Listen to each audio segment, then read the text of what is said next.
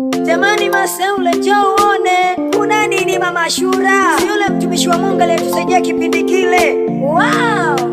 Yamemkuta sasa, vitu vyake ndio hivyo vinatolewa nje, kafukuzwa BBA, kashindwa kulipa kodi. Na yule mchumba wake sasa amemkimbia, anajipya, analo mwaka huu. Kajifanya mlokole, atakoma mwaka huu. Nilipanda mbegu njema, nikitarajia kupata matunda, nikatumia muda mwingi nikiwa napokolea. Cha ajabu cha kushangaza, nikalipwa tena mabaya. Cha ajabu cha kushangaza, nikalipwa tena mabaya. Rafiki zangu nilowapenda sana, wakanilipa kwa mabaya. Ndugu zangu nilowajali sana, wakanilipa kwa mabaya. Hata wapendwa kanisani, wakanisema kwa mabaya. Sauti yenye nguvu ikashuka ndani yangu, nikiwa na machozi, huzuni zimetanda, sijui la kufanya. Bwana akasema, jifunze kukaa kimya, usiwajibu lolote. Jifunze kusamehe, jifunze kuachilia. Usiogope mwanangu, niko upande wako.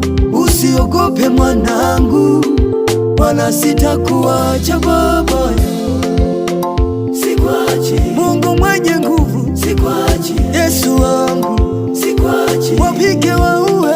Sikwachi, wanitukane wasuse. Sikwachi, Mungu mwenye nguvu. Sikwachi, umenitoa mbali. Sikwachi, Mungu wangu.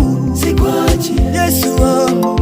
Sikwachi, hata wanitenge. Sikwachi, hata wanikatae. Sikwachi, wanisalau wao. Sikwachi, heri nibaki na wewe. Ahiyo.